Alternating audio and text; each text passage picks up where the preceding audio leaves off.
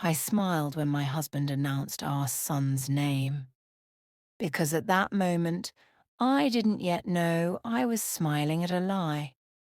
The compound was alive that afternoon. Plastic chairs filled every corner. Big pots of rice steamed near the kitchen. Laughter jumped from one group to another like it had no worries in the world. Someone's radio played old love songs, the kind that make you nod even when you don't know the singer's name. Children ran around with oily hands and stained mouths. Women argued about salt and pepper. Men laughed loudly, already halfway drunk on joy and palm wine. It was my son's naming ceremony. Our son.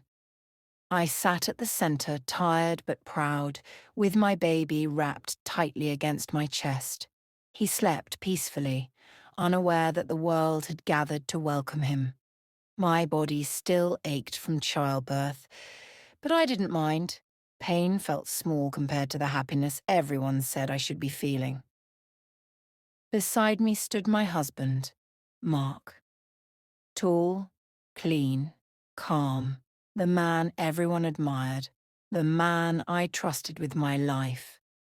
When the elder cleared his throat and asked Mark to announce the baby's name, the compound went quiet. Even the children slowed down. This was the moment everyone waited for, the moment a child officially entered the world. Mark smiled, a wide, confident smile. "My son's name," he said proudly, "is Daniel." The compound exploded. Claps, cheers, whistles. Someone shouted, "Strong name!" Another voice yelled, "He will be great!" Women nodded in approval. Men slapped Mark's back. I clapped too. Slowly, carefully. But inside me, something stopped. "Daniel?" I turned my head slightly and looked up at Mark. He didn't look at me. His eyes were fixed on the crowd, his smile still firm, like nothing in the world could shake him. "Daniel." The name echoed in my head like a sound I had heard before, but couldn't place. We had talked about names during my pregnancy many times, late nights, quiet mornings, names written on paper and crossed out, names suggested by his mother, names suggested by mine, but never, never. Daniel.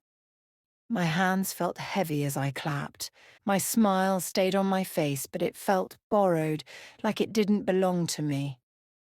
"Daniel," someone repeated near my ear, "that name fits him." I nodded automatically.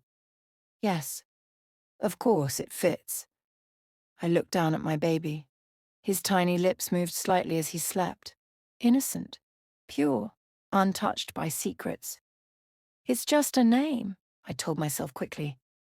Just a name. Mark finally looked at me. For a second, just a second, our eyes met. Then he looked away. It was small, so small that no one else noticed. No one else could have noticed.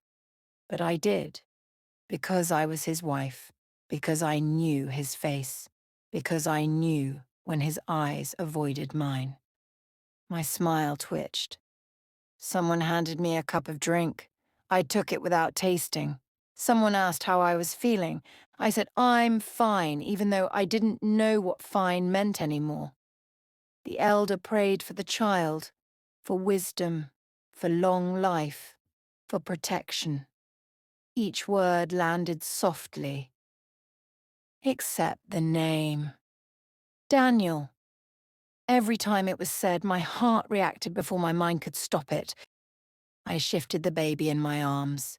He stirred and opened his eyes briefly, dark and curious, then closed them again. "I'm tired," I told myself. "That's all this is. Tiredness, hormones, new motherhood." I looked at Mark again. He was laughing now, talking easily with his friends, relaxed, comfortable. Too comfortable. When someone asked him to say the name again, louder this time, he did. "My son's name is Daniel." The clapping came again. I clapped too. I didn't fall in love with fireworks. I fell in love with calm.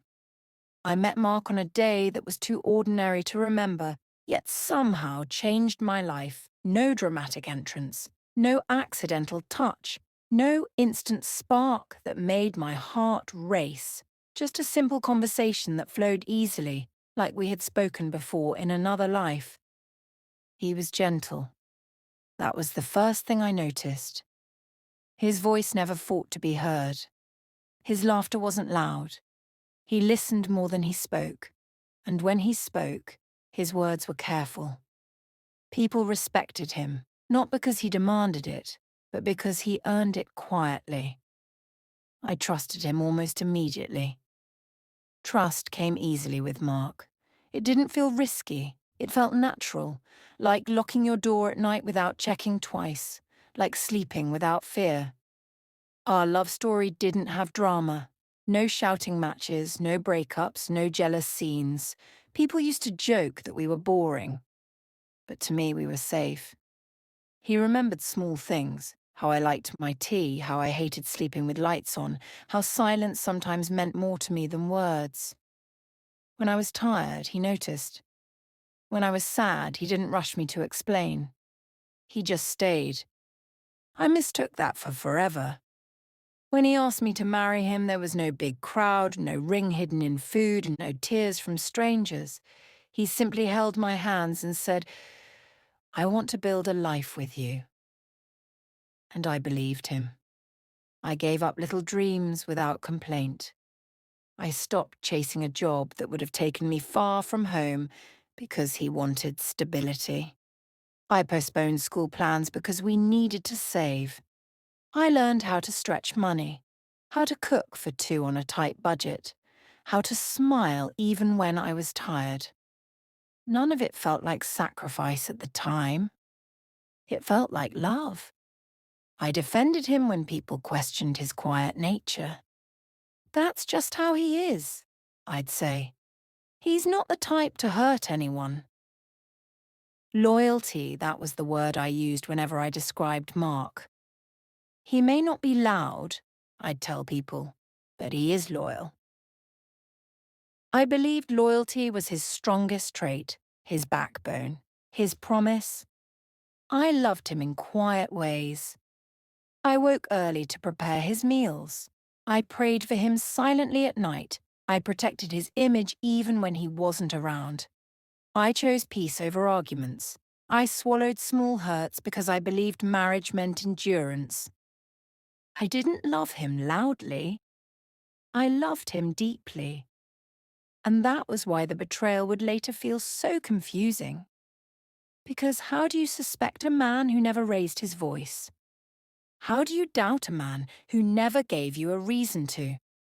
Looking back now, I understand something I didn't then. I didn't marry a bad man. I married a man who learned how to hide well. Pregnancy didn't glow for me. It weighed. From the first month, my body felt like it no longer belonged to me. Morning sickness stayed past the morning. My back ached constantly. Sleep became short and broken. Some days, even breathing felt like work. But the hardest part wasn't my body. It was Mark. At first, the change was small, easy to ignore. He came home later than usual, not too late, just late enough to notice. When I asked, he said work was demanding. New responsibilities, pressure. I believed him. I wanted to believe him. As my stomach grew, the distance between us did too. He stopped resting his hand on my belly. Stopped asking how I was feeling. Stopped looking at me the way he used to. Like I was still me, not just a woman carrying a child. At night, he turned away from me in bed. Not completely, just enough. He still kissed me goodbye in the mornings, still asked about my day, still provided, still smiled. Everything looked normal from the outside. But inside the room we shared, something was missing. He didn't touch me the same way anymore. When he did, it felt hurried, obligated, like something on a list he wanted to tick off quickly. I told myself it was normal. Men change during pregnancy. Everyone says so. I blamed my hormones. I blamed stress. I blamed life. Whenever a question rose in my chest, I pushed it down. Whenever fear tried to speak, I silenced it. Trust makes excuses easy. And I trusted Mark. I told myself I was overthinking, that I was lucky to have a husband who still came home every night, even if it was late. Some nights I stayed awake listening for his footsteps. When he finally arrived, I pretended to be asleep so I wouldn't ask questions I was afraid to hear answers to. I didn't want trouble. I wanted peace. One night, the tears came without warning. I lay there quietly, my back turned, my face pressed into the pillow. My chest hurt from holding everything in. My stomach tightened, not from pain, but from loneliness. Mark was beside me, awake. I knew because his breathing was steady, not deep enough for sleep. He faced the wall, his back stiff, his phone glowing briefly before the screen went dark. I cried silently. No sobbing. No sound. Just tears soaking into fabric, one after another. He didn't turn around. He didn't ask if I was okay. He didn't reach for me. And in that moment, alone in a bed meant for two, I felt something I couldn't name then. It wasn't anger. It wasn't fear. It was the quiet beginning of loss.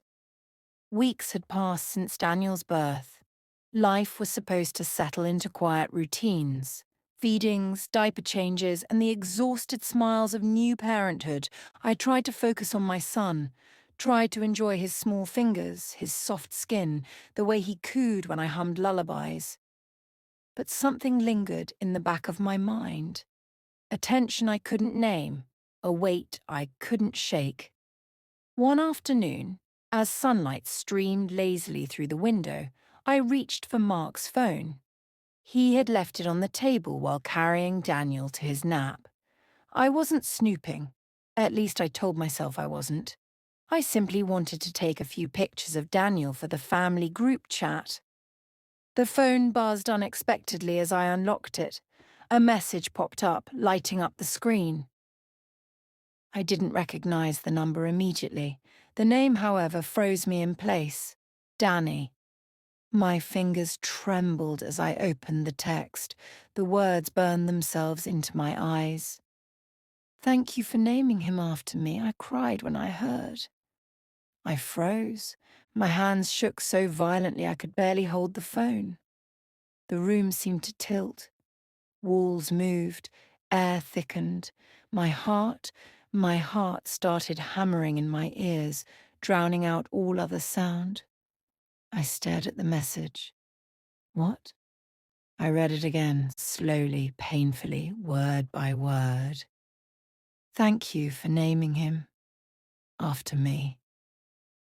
My stomach dropped. Nausea rose, my chest felt hollow, my fingers trembled against the phone and my knuckles white. I wanted to drop it, throw it across the room, rip it in half, delete it, forget it, pretend it never existed. But I couldn't, because I understood immediately. The name, Daniel, it wasn't innocent. It wasn't chosen at random. Tiny, innocent boy in my arms. The boy I had endured pain for, fought to protect, and loved with every quiet sacrifice of my life, was named for another woman. I couldn't breathe. The tears started slowly, first a single drop, then a trickle, then a stream. My body shook as I tried to cradle Daniel while holding the phone. His soft coos and tiny kicks should have been comforting, but they weren't. They were a reminder of the betrayal I hadn't even been able to see until now. I read the message again, slowly, painfully. "Thank you for naming him after me," I cried when I heard. Every word felt like a knife sliding into my chest. Every syllable cut deeper than labor had, deeper than months of loneliness, deeper than the distance I had felt from the man I trusted most in the world. The messages went back months, far back, before my belly began to grow, before the sleepless nights, before the tears I cried alone. Danny wasn't a stranger. She was Danielle, Mark's former colleague, the woman he once described casually as just someone from work. The name surfaced in old conversations, always harmless, always insignificant. Now, nothing about her felt small. There were long conversations filled with laughter and affection, inside jokes I didn't understand, good morning texts, good night voice notes, messages sent at hours when I was sleeping beside him, believing I was not alone.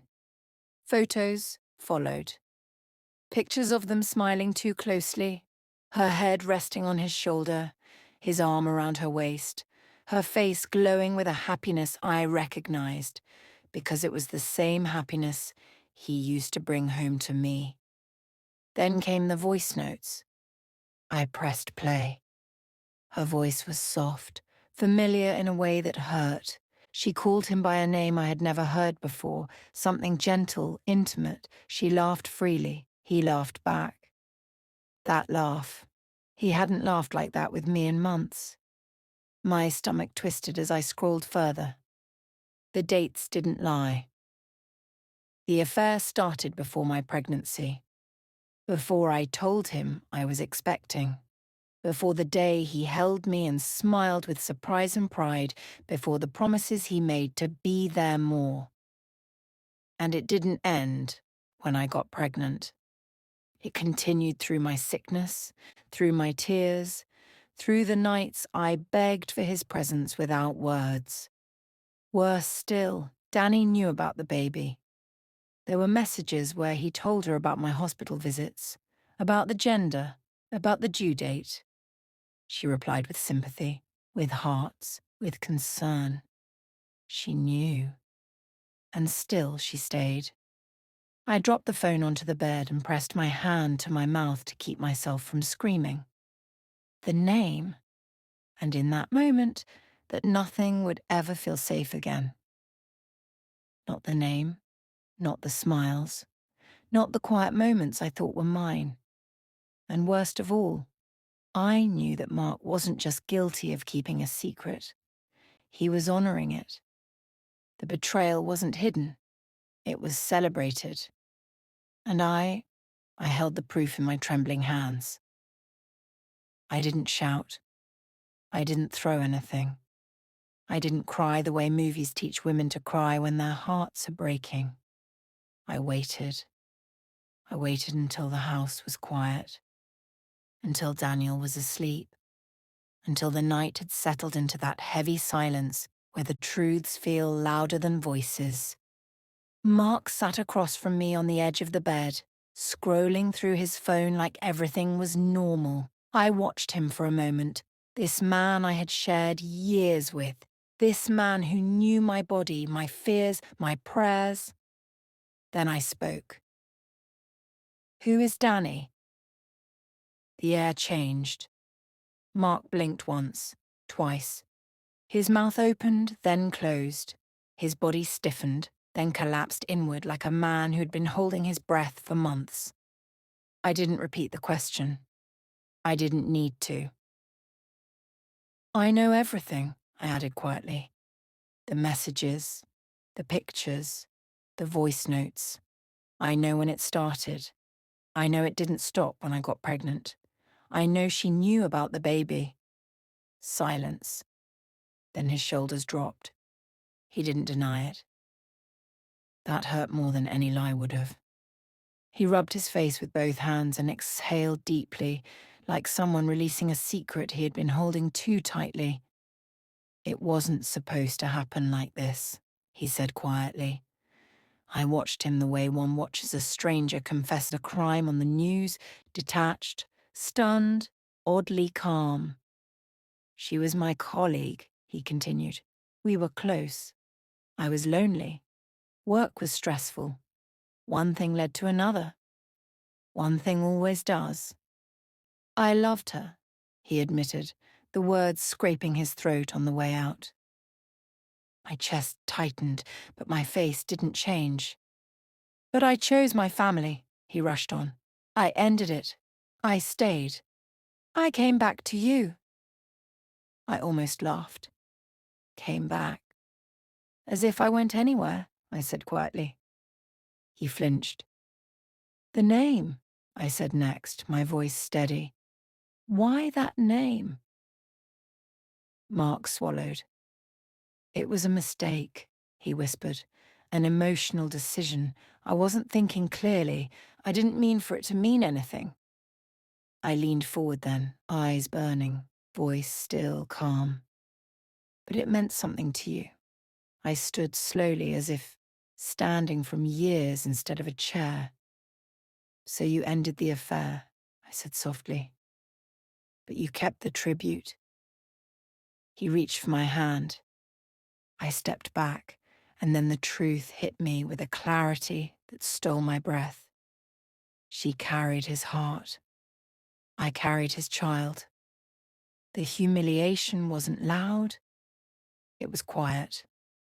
It was realizing that love I thought was private had been shared, that vows spoken to me had been echoed elsewhere, that my body bore the weight of sacrifice while another woman received the affection. The truth didn't explode the marriage.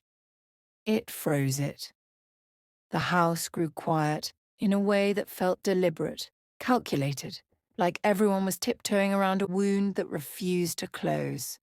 No shouting, no slammed doors, just long stretches of silence that pressed against the walls until breathing felt loud. I didn't plan to meet Danny.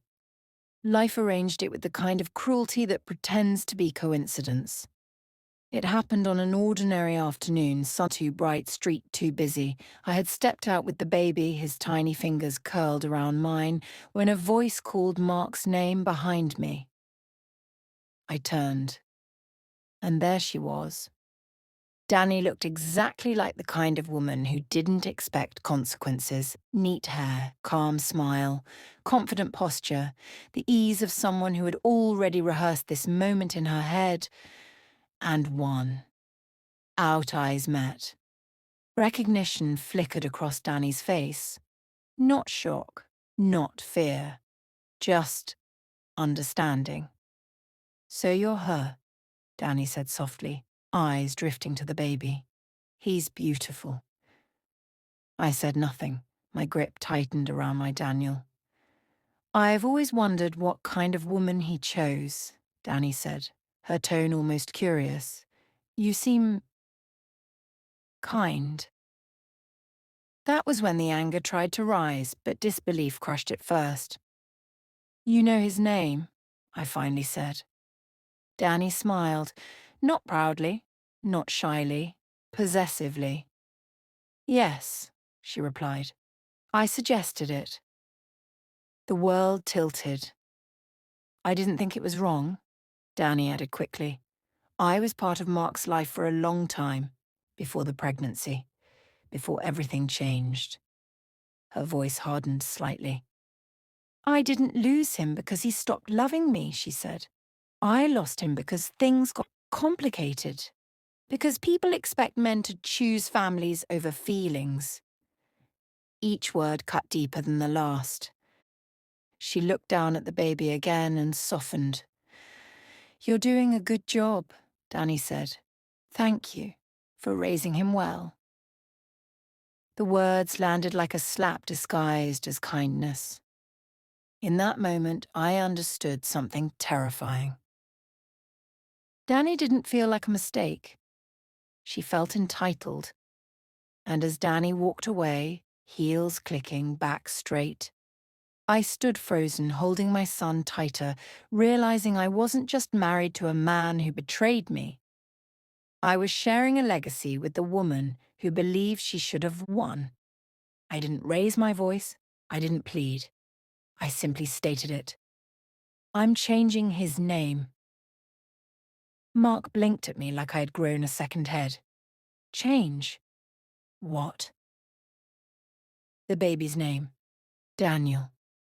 My voice was calm but unshakable. It doesn't belong to us. It belongs to someone else. He opened his mouth, then closed it. Mark, this isn't about anger, I said. It's about raising my son without carrying another woman's shadow in his identity. Mark tried to reason, tried guilt. It's already registered. Everyone already knows him as Daniel, he said. It will create confusion, problems. I shook my head slowly. It will create clarity, and it's worth it. For the first time, I stood firm, not shaken by their words, not softened by his resistance.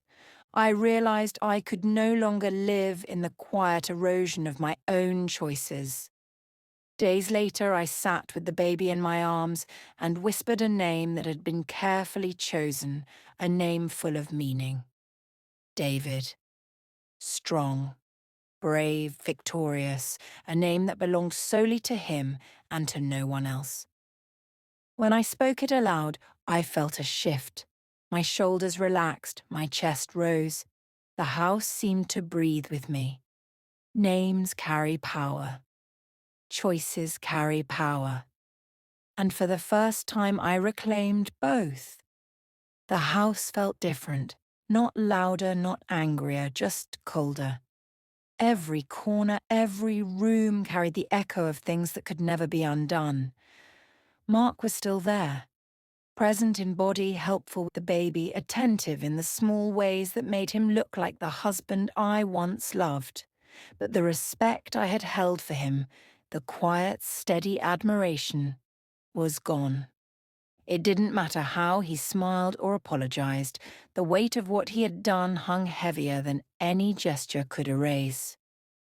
The marriage never returned to what it was. There were no more long talks by the window, no more shared jokes over breakfast.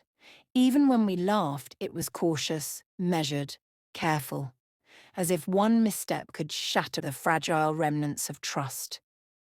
Danny faded from sight. Her messages stopped. Her presence became a memory, a ghost hovering faintly behind every reminder of Daniel's, or now David's, name. But the scar remained. It lived in every room, every routine, every whispered word I didn't say to him. I still love Mark, but not as it were before the discovery. Mark apologized often, quietly, sincerely sometimes. The flowers that came without explanation, the extra money left on the table, the random apologies for things I hadn't complained about. But some apologies come too late. Some wrongs once done are permanent.